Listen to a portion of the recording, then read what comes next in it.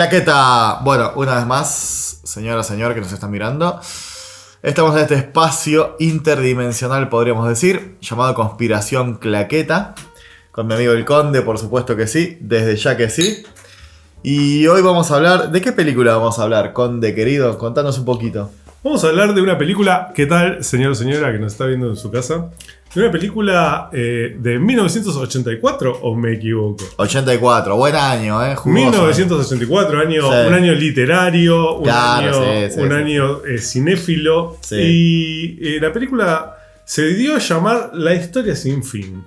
Pero, ¿es verdad esto o hay una gran mentira en ese título? No, bueno, lo podemos llegar a debatir. Ahí viene el debate jugoso. Lo podemos jugoso. llegar a debatir porque la película termina, aunque hubo unos intentos de que continuara. Sí, pero tuvo un fin, digamos. Pero tuvo un fin. No sí. es una historia un fin sin trágico. Lo pisó un tren No, saliendo gravísimo. de drogado Sí. de un boliche. Sí, puede ser. Cosas que pasan. La historia sin fin, una gran película de los 80, de cine fantástico, podríamos decir. ¿Qué género sería? Aventura, fantástico, ¿no? Yo creo que es fantástico. Fantástico, Sí. sí. Adolescente. Yo lo categorizaría Sí. en lo que es, pero del fines del siglo XX, lo que sería Peter Pan, un poco eso. Sí, el tema de la peli es que... Es fantasía, ¿qué quiero decir? Eso es género fantasía. Sí. Hay fantasía, pero hay fantasía y fantasía, digamos. Porque si bien es más moderno y todo, El Señor de los Anillos, ¿no? La adaptación a las películas del Señor de los Anillos. El Señor de los Anillos es fantasía, pero es otra fantasía. No. Es como una fantasía más adulta, más violenta, ¿viste? Pero Dentro de todo. no, yo creo que son Sí. cosas diferentes. Porque hay una diferencia entre la fantasía épica y la fantasía. Así. Ajá. Ah, mirá qué jugoso. La fantasía épica viene, o sea, toma lo que sería Homero, Claro. viene toda esa raíz de la épica y Tolkien le agrega fantasía a la épica. Entonces entra la fantasía épica Sí, en la escena. agrega su fantasía inglesa, digamos, o europea A la incluso, épica. a la épica Hay que una ya venía. fusión Claro, de hay una género. fusión, sí. En sí. cambio, la fantasía secas es fantasía. Claro, y esta película que estamos viendo hoy, justamente es eso, fantasía a secas. Fantasía digamos. secas, sí. Lo que tiene de interesante es que es una fantasía que se mezcla con la realidad. Claro. Y al mezclarse con la realidad empieza a por ahí meterse en cuestiones que tienen que ver con lo... Que la fantasía también lo hace, pero muy explícitamente con lo social, con lo que está ocurriendo Sí. en la vida cotidiana de la gente. Sí, vos sabés que a mí es curioso, porque en general, cuando busco fantasía, quiero fantasía, pero de la buena. Quiero Tolkien, por ejemplo, que es fantasía extrema. Ahora esto de que mezclan el mundo real, viste, ya tanto no me cabe. Sin embargo, en la historia sin fin me parece que está bien hecho. Y que funciona a muchos niveles, metafóricamente o no, pero me parece que funciona muy bien, que está muy bien hecho en ese sentido. Yo encontré una película, bueno, es una película que he visto varias veces a lo largo de mi vida, no muchas, pero en momentos Clave. No es que la vi cuando era niño y no la vi nunca más. Claro. La había vuelto a ver a los 20, la volví a ver a los 30, Claro. en esas gamas, ¿no? Y ahora la vuelvo a ver en la gama de los 40. Con una visión analítica, no simplemente nostálgica, porque yo creo que es una gran película de la nostalgia. Bueno, sí, como todas las que analizamos acá. Más o No, menos, pero ¿no? esta particularmente, Ajá. yo creo particularmente estas otras películas nos traen nostalgia, pero han trascendido más allá de la nostalgia. Yo creo que La historia sin fin particularmente nos atrapa la nostalgia cuando recordamos o cuando hablamos o cuando nos emocionamos o nos dicen a tribu, el dragón, Falcon. Claro. Todo eso nos pega directamente en la nostalgia y no tanto en si era una buena película o no era una buena película. Eso quiero decir. Sí, como que dejó una marca, Sí, digamos, esa exactamente. película y quedó en el En inconsciente la colectivo. niñez de los que vivimos la niñez en los 80. Correcto. Que por ahí otras películas nos marcaron, pero no eran tan para No tanto. niños. Eso quiero decir. Sí, puede ser. Contale un poco a la gente de qué trata esta película. Bueno, Contalo bien. bueno. No. Yo estuve pensando muy bien cómo encarar el argumento de esta película. Sí. Porque es un poco flojo. Pero lo voy a contar porque yo quiero que todas las razas tengamos los mismos derechos y el mismo protagonismo. Esto es gravísimo, Bueno. chicos, gravísimo. Entonces, Bueno, dale. es la historia de un negro.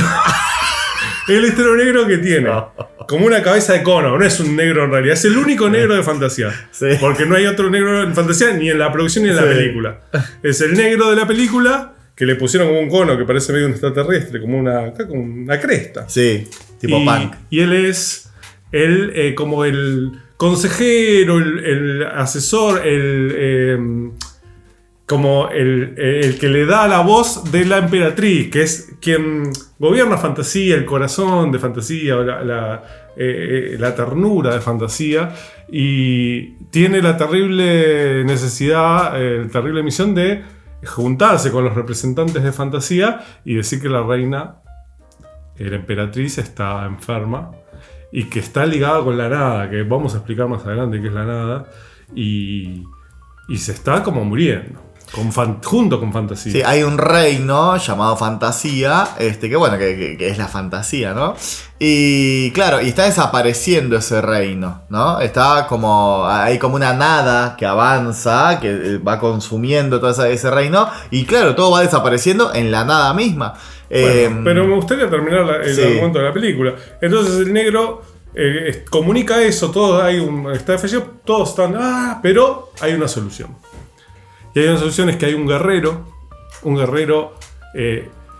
casi diamítico, que es de los cazadores de los búfalos púrpura, de este reino en fantasía, y este guerrero va a poder salvar a la emperatriz, a la reina y a la princesa, porque es como un poco todo. Sí, un poco todo, sí. Y entonces están todos ahí como ganan una esperanza y se presenta un niño, Atreyu se llama, porque ese era el nombre del guerrero. Y el negro le dice, no, pero vamos buscando a tu papá. Claro, que es muy maduro. Es muy llamativo porque decís, bueno, pará, están en fantasía donde todo es posible. Claro. Y le llama la atención que un niño... Claro. Raro, ¿eh? Es un pic que llama la atención. ¿Ves la película? Dale, boludo. Hay gente con 8 cabezas y vos te estás llamando la atención que un niño. Boludo. Fue raro eso. Pero es cosa de negro, voy a decirlo. Sí. El negro desconfía. Lamentablemente es así. Desconfía de Atreyu. Sí. Y bueno, pero Atreyu dice, bueno, me voy a la pinga. Perdón, no dice la pinga. Dice, me voy de aquí. Bueno, y el negro ahí recapacita y dice, no te vayas. Sí. Y lo manda a hacer la misión de salvar a esta emperatriz. Y esta tierra, ¿no? Sí, esta tierra, y el negro desaparece y no aparece. Y no aparece nunca más en la vida. Sí. Está bastante bien. A todo eso añadimos que hay un niño humano de la tierra, ¿no? De una ciudad que no queda en claro cuál es, me parece. Sí, pero me da una sensación newyorkina. Alguna puede ser New York, sí. Se llama Sebastián. Y bueno, el pibe no le va muy bien en su vida porque murió su madre hace poco, le va mal en el colegio, el padre como que lo tiene, viste, medio ponete las pilas, bueno, claro, medio mano dura. Y el pibe, claro, le gusta leer, no le gustan las matemáticas, pero le gusta leer. Ese es un dato clave de la personalidad del personaje. Y bueno, y encuentra un libro mágico en donde empieza a leer toda esta historia que el conde ha relatado, y hasta que en un punto, bueno, es una partecita, la historia del negro es muy pequeña en la película. Claro. Voy a aclarar. Claro, sí. Y hasta que en un punto, bueno, se compenetra él mucho en la historia, hasta que como que se mete adentro, digamos, en la historia. Un pibe también que tenía una realidad bastante dura, porque sufría mucho bullying, le hacían bullying los compañeros, los metían en un tacho de basura y esas cosas. Horrible. Tremendo. El bullying que sufría ese muchacho. Sí, pero gracioso al mismo tiempo. Y bueno, y él como que se escapa de todo eso con los libros, con la literatura, con la fantasía. Es muy interesante cuando él consigue el libro, él va a bueno, se está escapando de estos pibes que le hacen el bullying, y se mete en una librería medio secreta que hay, y hay un tipo ahí medio misterioso, bueno. Es bufarreta, parece. Sí, medio raro. Y el tipo le dice, no, pues este libro no es para cualquiera, pues estoy leyendo un libro que es especial, espera que voy a tener el teléfono, le dice. Este libro no podés tocarlo. Claro, y lo deja ahí.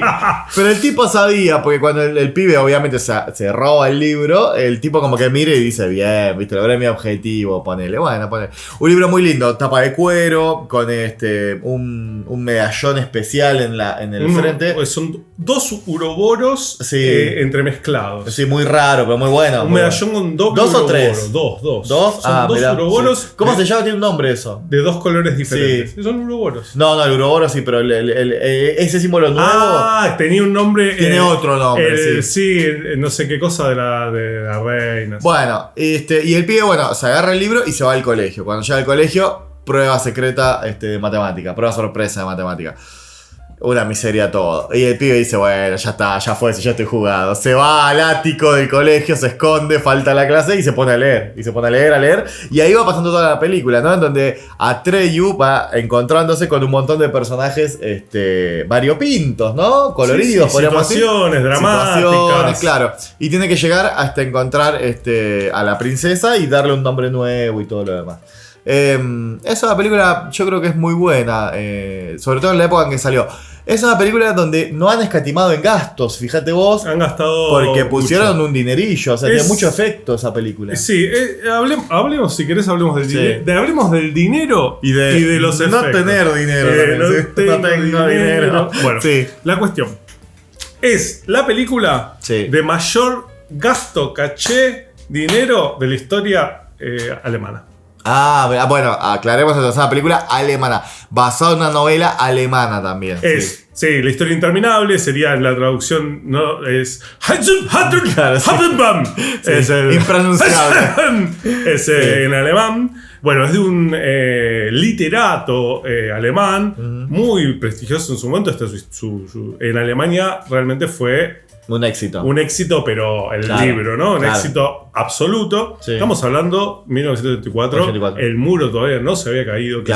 Estaba gritándose a poquito. Digamos que fue un éxito en la Alemania libre, ¿no? En la Alemania que habían ocupado los norteamericanos después de la Segunda Guerra Mundial. Pues la Alemania libre, digámoslo todo. Digámoslo todo. Y entonces, o sea, la Alemania occidental. Y es una producción de la Warner Bros. O sea, la Warner Bros. Se compromete a poner los actores. Hago un salto infinito, como un uroboro que se va comiendo su cola.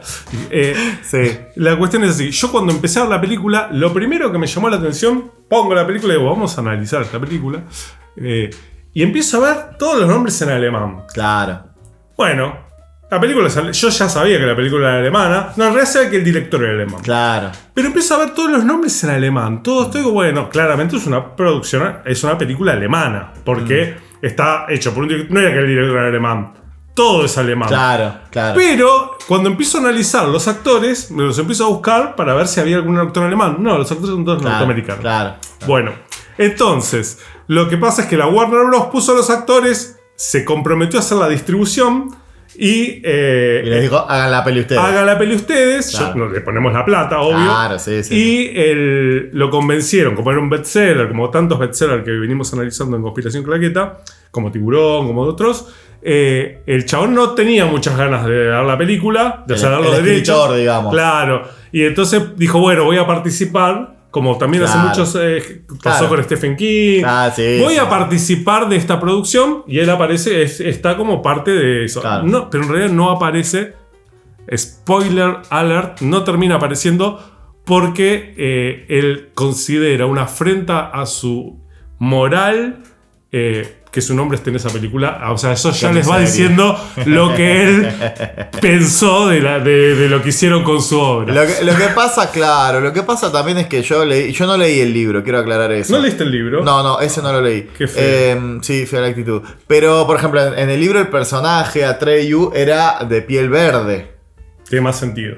Sí, pero digamos, con eso te quiero decir que cuando uno va a escribir un libro, tiene todo, puede escribir lo que quiera. La fantasía es infinita.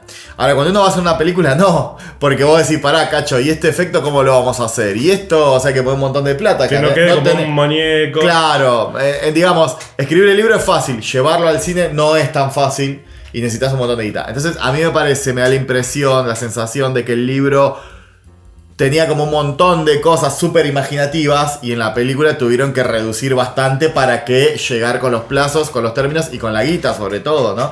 A pesar de ser una película que es fantasía de principio a fin, o sea, todo el tiempo es como que hay un efecto especial y hablamos de una época donde no había computadoras todavía, todos los efectos son prácticos, son muñecos, son muy buenos. Títeres, maquillajes, cosas muy interesantes y muy lindas de ver, incluso hoy en día es una película que para mí, salvo alguna escena que viste envejeció medio mal, en general envejeció muy bien esta película, ¿no? Sí, los efectos puntualmente tienen un efecto muy Aunque me gustaría ahora volver al libro, porque me parece que es mucho lo que podemos hablar. Mucho no, pero podemos rescatar algunas cosas más. Perdón, eructé. ¿De qué estábamos hablando? El libro estamos hablando. No. Yo te quería decir otra cosa. De los efectos. Los efectos, gracias. Los efectos son muy Brasil. Son muy de películas de los 80 donde laburan lo onírico desde unos colores pastel, con escenografías reales, con muñecos, esculturas, estructuras. Y mezclan algunos efectos visuales con eso y que la verdad que queda estéticamente muy onírico. Y en fantasía funciona muy bien. Sí, para mí totalmente. Aparte es un efecto que para mí no queda mal. Salvo algunas cositas, pero en general, en el armado general de la película, queda muy bien. Son efectos que envejecen bien porque estaban bien hechos ya de principio. Es como Jurassic Park, por ejemplo, o Terminator 2, la vas a ver dentro de 100 años y se va a decir, no, este es un efecto especial increíble dentro de todo. Sí. Y en La Historia Sin Fin le pasa eso, digamos. Son efectos que como son prácticos, están muy bien hechos, pero se nota también que gran parte del presupuesto fue a los efectos, ¿no es cierto? Sí. Porque efectos prácticos que, bueno, costaron. Por eso, pero 27 millones de dólares fue... ahora después vamos a la recaudación porque quiero andar un poquito más en el libro y en el autor del libro, porque es parte del proyecto de alguna manera importante. El libro vino con el medallón ese. Sí. El autor del libro, cuando empieza a llevar ese libro editorial, se edita en 1979. Se pone algunas condiciones que prácticamente no existen en la historia editorial. Sí. Bueno, lo del medallón era raro, pero bueno, lo ponen. Sí. Pero le ponen una condición para que le editen el libro al editor, y varios se lo rechazaron hasta que alguien se lo aceptó, que las partes de que suceden en la realidad y las partes que están con letras rojas y verdes. Mirá. Es un libro que tiene letras rojas y verdes intercaladas. Claro. Y es algo que nunca se hizo. Qué raro. Es rarísimo, es muy loco. Y se llama La Historia Sin Fin o La Historia Interminable porque empieza con la historia que vimos en esta película. Y después vemos un poquito el final de la película que pasa así, que es que Sebastián va al mundo de fantasía. Al mundo de fantasía en la película. Sí. En la película no, en el libro, al mundo de fantasía, y empieza a vivir toda una aventura donde él es el protagonista. Claro. Y Atreyu es el que está viviendo la historia que es Sebastián. Entonces, por eso es el Uroboro doble. La segunda parte del libro, el que está como viviendo la historia de afuera es Atreyu. Claro. Y está viviendo la historia como si fuera Sebastián. Qué morbo. Es muy... Bueno. Qué jugoso. Y tiene toda una cuestión filosófica que tiene que ver con la vida, con cuestiones hasta esto del eterno retorno, con cuestiones que tienen... Bueno, que claramente tienen que ver con... el olvido de lo fantástico, sobre todo en Alemania, tiene por ahí un peso particular. Claro, sí. Bueno, también yo le veo ciertos paralelismos, por ejemplo, en una obra alemana muy famosa, precursora incluso, y algunos dicen, pero bueno, medio incomprobable, que Tolkien toma algunas cosas para El Señor de los Anillos del Anillo de los Nibelungos, claro, ¿no? Wagner. Claro, Wagner en su mejor momento. Y esta película tiene mucho de eso. También tiene esa cosa, y también de época, porque ya, digamos, plantea, me parece, hay una cosa que es, de un lado vos tenés la fantasía, que es leer un libro, y del otro lado tenés el entretenimiento nuevo de los jóvenes, por ejemplo, que son los salones de videojuegos. Y eso queda patente al principio cuando va a la librería, el pibe, Bastian, y hay como una crítica a los videojuegos. Sí, él dice... El librero le dice, el librero ese medio morboso, le dice, no, sí, pero esto de los videojuegos, no sé qué. La real imaginación la tenés acá en los libros, digamos. Esa dicotomía está en la película, se nota. Quizás lo quiso decir el autor en el libro, puede ser eso. En una época que ya se veía venir que los libros como que iban en declive y los videojuegos como que iban no sé si en el libro mencionaron los videojuegos. Claro, no lo sé, pero bueno, pero como que venía así. Sí, yo pienso que sí, igual, porque tiene mucho de eso la película. Habría que ver. La película es justamente eso, la lucha de la fantasía por mantenerse y no ser olvidada. Sí, pero no sé si los videojuegos eso. Claro, bueno, no se sabe si en específico, pero bueno, viene por ahí. Así que bueno, Contame un poco sobre me habías dicho antes que ibas a hablar sobre los actores, ¿puede ser? No, de los actores lo que digo es simplemente eso, que ya lo había dicho, que eran todos norteamericanos. Sí. Que yo pensé que iba a haber una mezcla por Claro, ahí. y no. O buscaba un alemán y no. Lo que sí, la película fue hecha prácticamente, completamente en Alemania. Y yo estaba, por ejemplo, tratando de ver eso, las estructuras de la escuela, algunas cosas, como decir, inclusive cuando están desayunando al principio, me llama mucha atención porque, por ejemplo, está Sebastián y tiene una gorrita de béisbol, un cuadro de un aborigen norteamericano, como que están queriendo mostrar, porque piensen que el que lo está haciendo claro. pensando que lo van a ver en alemán, y Claro. que les quede claro que esto está transcurriendo en Norteamérica, como que ponen, y después pasa algo muy extraño y yo me quedé viendo lo que hacían con eso, cuando es la parte del desayuno. Viste, vos desconfías que están en Norteamérica un poco, porque el padre, viste, parece ser todo muy acartonado, no parece un norteamericano, viste, acá con un traje, y qué sé yo. Sí. Pero déjame decir esto. Sí. Y entonces empiezo a ver el desayuno, y el desayuno digo, porque claro, los tipos dicen, bueno, pero el desayuno tiene que ser algo que claramente como ves digo, típicamente esto es americano. norteamericano. Claro. Y el tipo agarra, mete en una licuadora que era re Alemania, ¿viste? Re Alemania Del este. Claro, re Porque Alemania. era enorme. Era todo Alemania del este, mete un jugo de naranja, 2 huevos, lo licúa y se lo toma. Y dice, ¿será lo que ellos imaginan que Claro, toman que- los norteamericanos? Digo, Cualquier cosa, viste, así, todo rarísimo. Sí, totalmente que sí. Bueno, era muy Se nota llamativo, mucho, muy sí, llamativo. Sí, se nota mucho. Qué buena película. Después, volviendo al director, Sí. perdón, porque yo me había quedado con esto. El director no, el autor. El autor pasan cosas muy extrañas. Lo primero que pasa es que de repente le prohíben ver el guión y los avances de la película. Se lo prohíben. Porque ya se veían venir que Exactamente, los tipos se dijeron, bueno, esto, lo que quiere hacer el autor en el cine, no se puede hacer. Claro. Recuerden, si no la vieron, búsquenla cuando hicimos El Resplandor, acá en Conspiración Claqueta. Sí. Stephen King y Kubrick, Claro. la muerte. Claro, Bueno, acá claro. pasó algo muy parecido. Claro. ¿Qué pasa? El tipo, el que viene hacia el productor con el director, en un momento le dijeron, listo, ya está. Es como que lo cancelaron. Lo bloquearon de Facebook. Andate a tu casa. Le bloquearon el WhatsApp. Así, y dijeron, listo, chau. Claro. Y el tipo que hizo, los demanda Claro. y termina accediendo a lo que estaban haciendo por mandato judicial.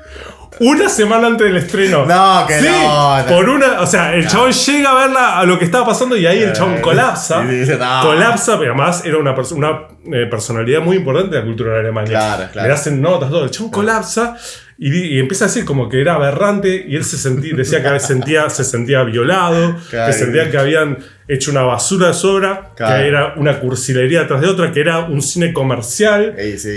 y él lo que quería hacer en su libro, casi en su libro, que es aparentemente una obra maestra que habría que leer, de la fantasía, lo que hace en su libro es una lectura filosófica de la vida, de un montón de cuestiones que tienen que ver con la infancia, con la imaginación, Claro. con el crecimiento, con la adultez, Claro. y que y sobre todo con lo infinito. Entonces, por eso decía lo del final. Él decía, ¿cómo la historia sin fin? Acá no hay una historia sin fin, acá no hay un relato que cuando vos lo ves sentís Que vuelve a empezar. empezar. Esto es una traición. Empieza y termina. No le pongan la historia sin fin, póngale la historia del indio Claro, y, la historia de Bastian, claro. y el perro. Claro. Bueno, la cuestión que él está ofendidísimo, se muere en 1995, Mirá. el autor del libro, y no llegó a ver el estreno de La Historia Sin Fin 3. Quizás mejor así. Quizás mejor así. Quizás mejor así. Porque. Pero dicen que vivió atormentado toda Sí, su vida. sí. Bueno, y cerrando este pequeño cuestión con el autor del libro, él creía que, bueno, que su obra iba a ser recordada por el libro, Claro. y que esta película él deseaba que ojalá que fuera olvidada Que lo se más olvide. rápidamente posible. ¿Qué Y al pasó? contrario. La película fue un éxito terrible. Creo que es una de las películas que más además de la que más puso, la que más recaudó claramente alemana. Recaudó 100 millones invirtiendo 27, que para el cine alemán es un montón. Un montón de guita, claro. Bueno, la cuestión, claro, el libro de él, ni siquiera sabríamos que existiría sin la película. Claro, tal cual. Es fascinante. Porque el libro de él literariamente no trascendió, la realidad es esa. Pero es difícil que un libro alemán por ahí de fantasía para adolescentes capaz que trascienda acá. Capaz que en Alemania sigue siendo conocido, quizás. Claro, sí. Pero bueno, capaz que si se hubiera escrito en Norteamérica lo conoceríamos, no sé. Quizás, no lo sí, sabemos. quizás sí, quizás no, porque parece que literariamente, realmente este escritor que nos llegó a nosotros, a nuestra cultura general, realmente es un maestro, es como si un sábado nuestro. Como que en Alemania es realmente uno de los número uno. Top. Y ese libro es uno de los grandes libros de literatura alemana. Pasa que no trascendió excepto por la película. Claro, sí, tal cual. Yo lo que quería recalcar de esa peli es que a mí me parece que en ese momento, en los 80 sobre todo, hubo una gran, sobre todo en las películas mainstream, ¿no? En Hollywood o afines como es esta película alemana, hubo como una gran afluencia de películas de fantasía. Yo me acuerdo que de esa época tengo muy buenos recuerdos, de la historia de una muy parecida al Laberinto. Bueno, con David Bowie, por supuesto. Pero después había otras de menor escala. Una de Tom Cruise, creo, el diablo, no era fantasía, se llamaba o algo así. No, esa no la vi. No sé. No, Willow, me acuerdo, la del enano, por ejemplo, que también era fantasía. Y sin ser tan fantasía, tan alta, pero igual tenía su dosis de fantasía. Conan, el bárbaro, por ejemplo. O sea, había un montón de películas que, si bien tenías más o menos nivel de fantasía, como que en los 80 ese género pegaba mucho, ¿viste? Y aparte fue un género y una época linda porque es anterior a todos los efectos especiales por computadora. Entonces todo se hacía con Muppets, con efectos reales, con armas de verdad, con trajes de verdad, digamos. Y quedaba como una cosa, me parece a mí, mejor armada, mejor, qué sé yo. Sí, que era otra cosa, había algo más teatral, había una cuestión más teatral. Sí, tal cual, creo que es eso. Más teatral, como mejor armado. Te da otra inmersión diferente. Claro, la inmersión es superior. Porque después cuando llegó el primer 3D, que fue más o menos, viste, como decías, bueno, está bien, pero hasta ahí, viste. La inmersión que habían logrado en los 80 con los efectos y los muñecos. Con los efectos prácticos. Y los muñecos realmente fueron impresionantes. Para mí sí, fue lo mejor de una época. Pero también la fantasía, porque después ya en los 90 la fantasía desapareció. Sí, es verdad. No hubo más. ¿Qué película de los 90 tiene fantasía a ese nivel? Nivel de Laberinto, la historia del infierno, lo que nombre. El laberinto del fauno. Pero eso ya finales de los 90 o 2000, me parece. Sí, muy. No mucho después. En los 90 hubo un gran vacío de fantasía. Como que el género fantástico desapareció. Sí. Reemplazado quizás por el terror, la ciencia ficción, otros géneros que brillaron más en los 90. Pero los 80 fue la última época que brilló realmente, esa época fantástica. Después sí, después de los 2000 sí vino por ahí, volvió a gran escala con El Señor de los Anillos, por ejemplo, la gran adaptación de Peter Jackson. Pero antes de eso, los 90 es como que desapareció por completo, o casi por completo. Es verdad.